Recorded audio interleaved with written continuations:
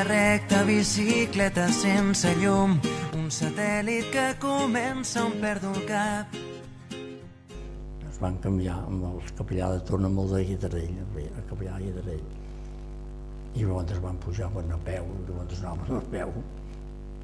Tothom anava a peu, llavors jo havia anat a Tona, en terros dels de Tona, a peu, però llavors ja va estar, quan hi va haver la funària, ja va estar una altra cosa.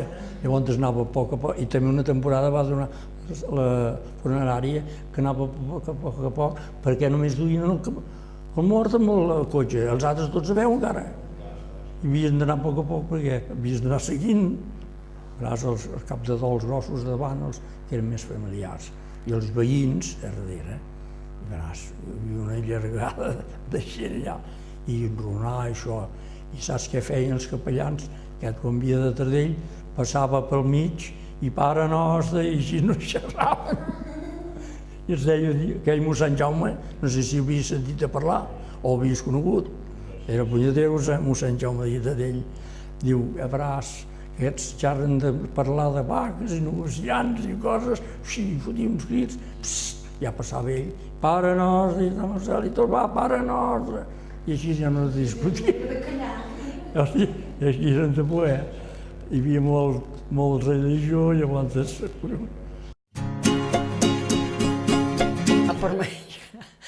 Per menjar, mira, patates bullides, que ens les collíem dels camps, i no sé, cigrons també els collíem, i a l'estiu plantaven un hort que teníem i menjàvem mongetes tendres i verdura.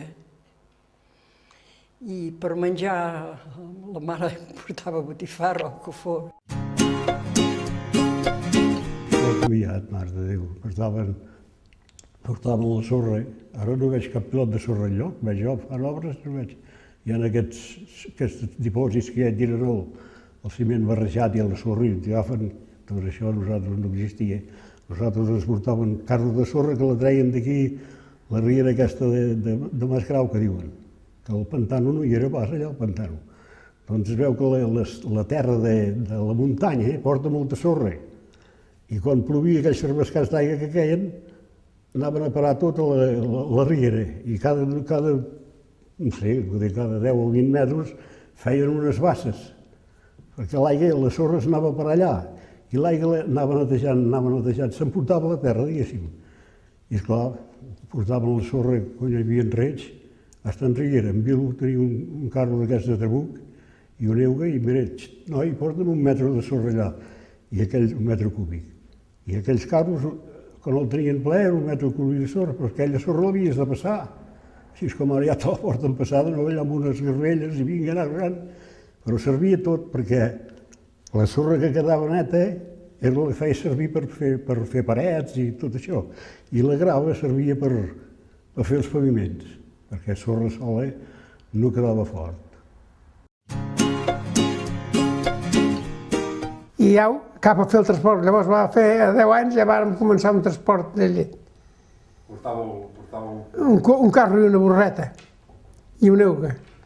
I portàvem la llet dels veïns, la duíem l'empalma, aquí a la carretera de Manresa, aquí a l'Esclat, que llavors era l'empalma de Manresa, el duíem un camió, el passava a buscar i nosaltres duíem una mica de llet allà. I llavors més tard ja vam haver de posar l'euga perquè ja quasi en duíem 1.000 litres de llet, dels veïns, no? Ei, de recórrer 10 o 15 cases o 20. I llavors hi anàvem amb d'allò, amb l'euga, i anàvem amb en Vila Balanyà. Hi havia moltes gitanes, me'n recordo que la iaia de casa els hi donava un plat d'escudella d'aquell temps i allà mateix els hi donava un plat d'escudella i doncs aquella dona, si tenia una criatura, ja li donava a mamar allà mateix també. Com que a casa meva, a Can Blanc, feia com una mica de pati davant. I doncs, quan venien, se sentaven allà fora i els hi donava un plat d'escudella. La iaia, sí, marxava tothom feliç. Però escudella de la que fèiem abans, que amb sagí.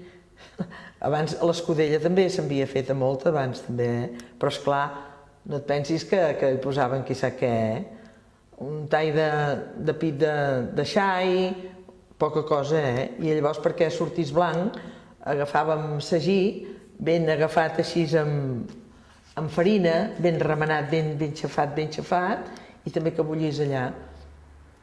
Les potes de la gallina, unes tripes, tot això, tot anava dins a l'olla. No es perdia res allà, Ha estat molt maco sempre, i jo vaig vendre una temporada, 3 o 4 anys vaig vendre, venia beures i venia coses, i venia tot de gent, se deien misses sota d'un arbre, ballaven sardanes, feien unes cassolades d'arròs, i a casa també els feia entrepans i amanits, molts amanits, i després truites amb patates rosses i coses així els feia. I venia Coca-Coles i venia tot això, beures. I era maco també. I una temporada vaig fer, perquè venia molta gent a casa, una corda amb 3 o 4 arbres, i al mig hi posava tots els caixons de Coca-Coles i beures i cafè i de tot, venia de tot de coses. Llavors el dissabte al matí, venia el capellà, venia a casa, alçar el pas, que deien. I has de tenir un plat de sal, amb una espelma allà plantada, llavors un gerro d'aigua, i llavors la mare li solia posar ous. Llavors venia el capellà, agafava aquella sal, la tirava dintre el gerro, la beneïa, que era l'aigua beneïda. Llavors agafava i anava a beneir tota la casa. Tots els animals, baix a les corts i tot. I el dissabte al matí, a les 8, tocaven l'al·luia, que deien, les campanes. I quan tocaven l'al·luia, llavors agafàvem un porró d'aigua d'aquesta, tots els racons de la casa, i anàvem dient, cu, que surt del niu, que Nostre Senyor hi és viu. I cu, que surt del forat, que Nostre Senyor hi és anat. Això, la tercina per una banda, i per l'altra tota la casa perquè no hi haguessin cuques. Abans això de la carn es treballava a l'hivern i a l'estiu quedaven sense feina. I saps què feia? Hi havia en Manel Gallo, que era aquí al Pla de la Palla, no sé si heu estat, aquí a Espinzella. Feia carbó dels trossos grossos i quedaven les branques. I anàvem allà i agafàvem les branques, les cremaven i feien carbonet. I a mi era una canalla petit i em feia anar a estirar branques i fer carbonet, que llavors s'ho venien amb aquests que tenien autocars, això, perquè tampoc hi havia benzina, i portaven uns dipòsits i feien foc, i cremaven aquestes coses. El porc era molt bo abans perquè menjava blat de moro, ordi, cibada, i més coses així. I llavors a l'hivern encara va trobar molts anys que compraven aglans a dalt al Montseny, allà al Brull, que hi havia el meu oncle, hi havien baixat molts carros d'aglans, clar, aquell bestiar pujat amb aglans, amb ordi, blat de moro, allò era molt bo. Tan bo com és que diuen ara de jalugo, que diuen bellotes i que diuen aquests d'allò. Abans de pagès es menjava, era molt bo i molt sal el que es menjava. Vaig anar a Can Refús. A Can Refús? De Forner. De Forner? Sí. Allà hi vaig treballar-hi 14 o 15 anys, amb l'Albert, en Xiu, en Puigmorenc, un xicot que es va casar amb una noia de doña Teresa, que li dèiem, que era de Torelló. Érem 5 o 6 allà.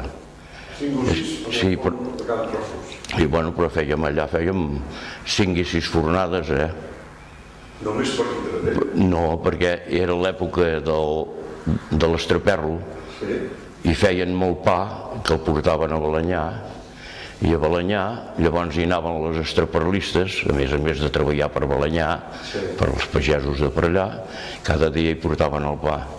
I llavors hi havia les estraperlistes que els hi dèiem, que anaven a carregar farcells de pa, els posaven bé, i llavors els ficaven a sota els asientos del tren i elles s'asseien i si no passaven i si deien de qui és aquest pa ningú sabia de qui era.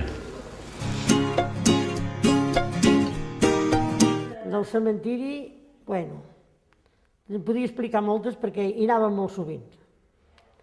Anàvem per darrere al cementiri quan érem joves, principalment si hi havia hagut algun mort així que li havien de fer l'autòpsia o això, anàvem per darrere, que hi havia una finestreta molt petita, i allà miràvem a veure què hi havia. I sempre anaven, goita, hi ha un canti, o goita, goita, que hi ha una serra, i sempre miràvem a veure què hi havia. A vegades ens arrenyàvem perquè cridàvem, esclar, ells estaven allà fent coses, però mira, nosaltres, ui, sempre anàvem allà mirant. Un altre dia hi havia un home que estava molt malalt, i el vaig trobar i dic, què, com estàs? Diu, mira, fotut, però no vull pas venir a sentir el gall de merenga, encara no. Dic, no, val més que no vinguis, perquè abans, quan la gent es moria, deien que s'anaven a sentir el gall de merenga. Com que, esclar, és allà mateix i de gall sempre n'hi ha hagut, i em va dir aquell home que no volia pas venir a sentir el gall de merenga. Mare meva, tants focs, ara ensenyen focs que cremen tots els boscos. Feien un foc cada trosset allà i no es quedava mai foc, però els boscos nets no hi havia d'això. I llavors el pa el cuien en llenya, l'obra el cuien en llenya, les teules i d'això. I llavors el bosc era tot esporgat.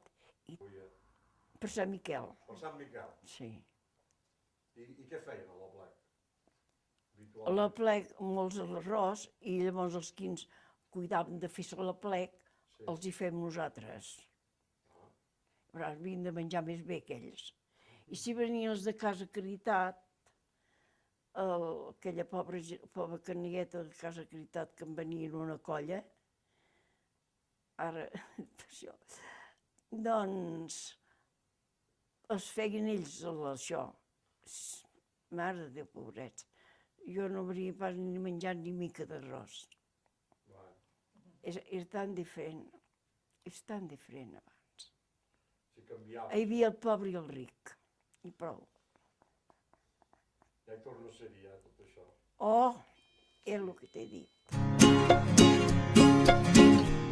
Fèiem a baix el torrent mateix, i a la vora la sorra, doncs una caldera amb aigua calenta i el detergent que hi posessin.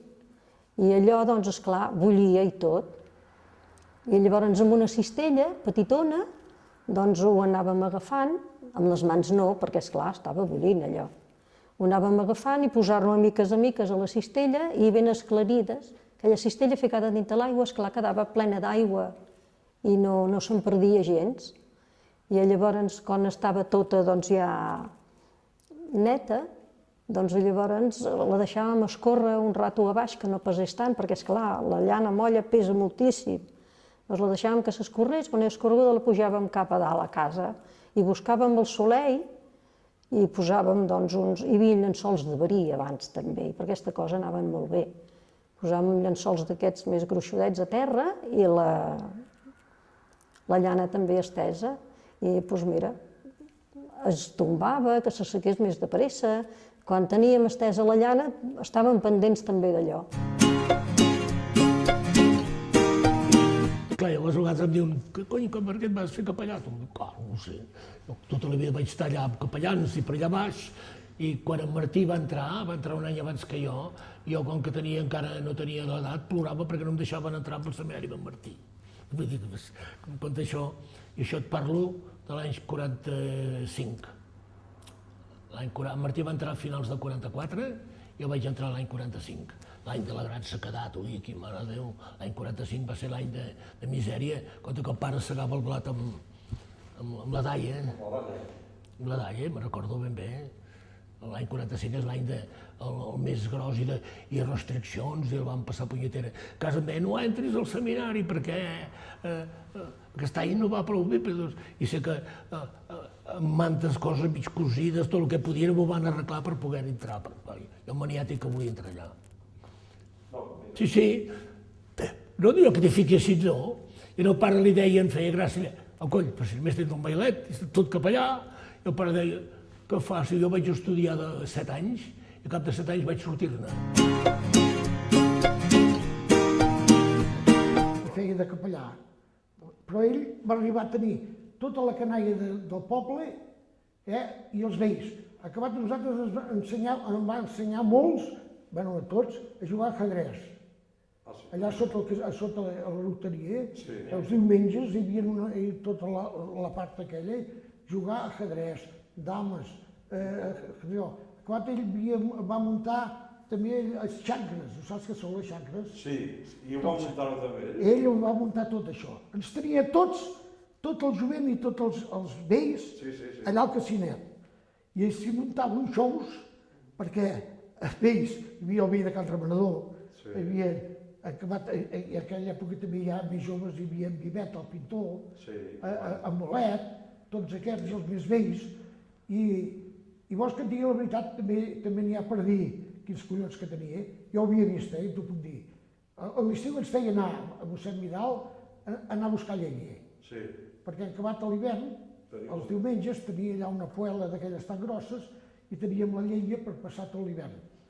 Com estaven tots aquells vells, el vell Cuní, el vell Can Remenador, en Viveta, tots aquests vells allà, acabat fèiem concurs de veure la sípia o la sípia que feia més... No, que feia més bombolla. A l'estufa. Allà a l'estufa, com estava ben calent, començaven... Xap, la fotien allà sobre i començaven... Hòstia, que ben parida aquesta! Això, mossèn Vidal,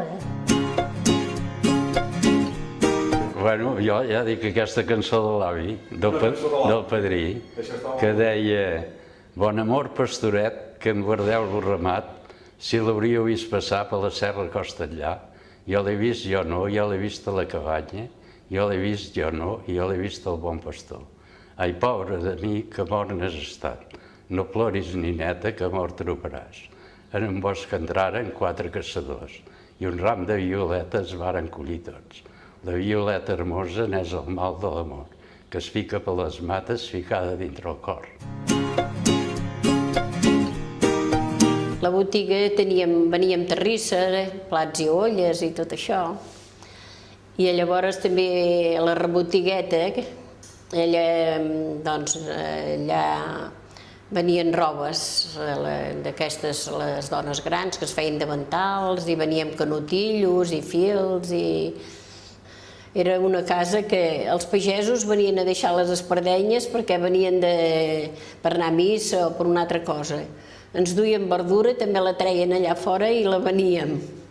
Llavors els cèntims que feia de la verdura els hi donava i ells ens compraven coses, plats o roba, o fèiem intercanvis, diem-ho així.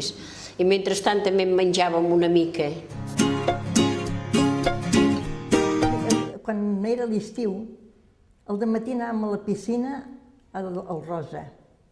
I a la tarda, amb tota la colla que hi havíem d'amistats aquí, més aviat de Barcelona, esclar, ens havíem ajuntat, amb les nenes que tenien també ells, anàvem al bosc, cada dia a la tarda anàvem a berenar amb una font o altra.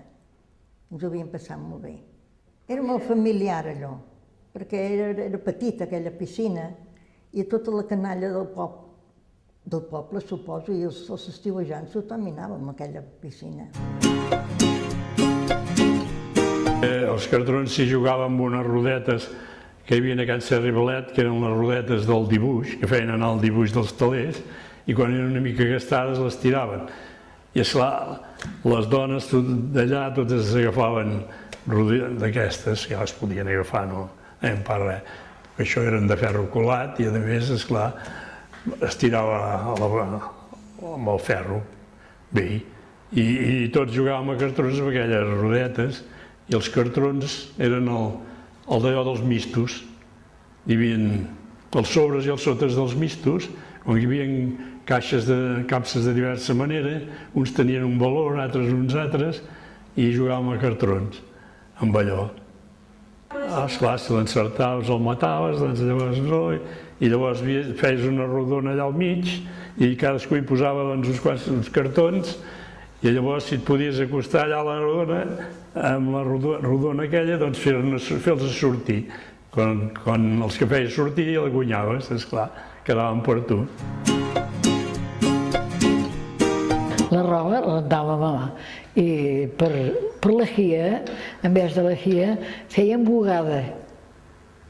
Teníem un dipòsit així, que en dèiem embugader, i el posaven, i posaves la roba, sobre la roba i posaves boixos, i a sobre els boixos bullies cendra, feies lleixiu, i aquell lleixiu l'anaves tirant al bugader fins que sortia l'aigua ben calenta, no estava passada la bugada, perquè els primers cops sortia freda. I quan més n'hi anaves tirant, que anava bullint la prol al foc, anaves tirant, i quan sortia calenta, llavors ja havies passat la bugada.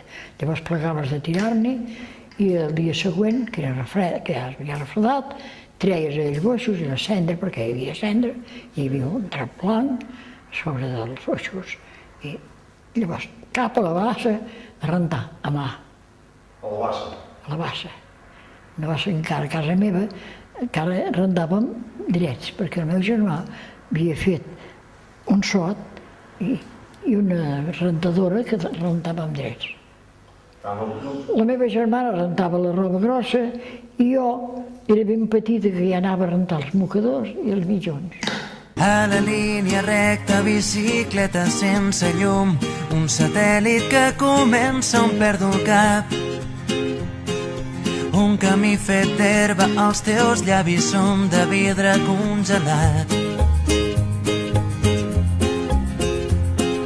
Vaig descalç i penso imatges cegues de les platges que només podria veure sota el llit. Deixa't de paraules, ara penja des d'un arbre que és de